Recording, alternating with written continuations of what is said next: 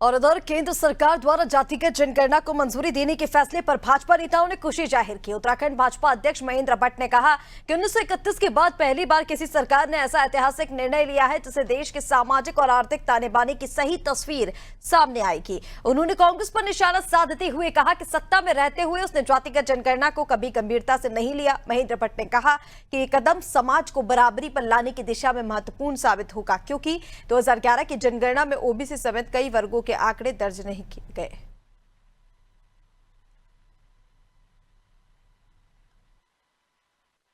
देखिए, जातिगत जनगणना का हम लोग एक प्रकार से हम ही नहीं, पूरा भारतवर्ष लगभग आज़ादी के 94 साल के बाद देश के यशस्वी प्रधानमंत्री मोदी जी ने इस दिशा में कदम बढ़ाया है।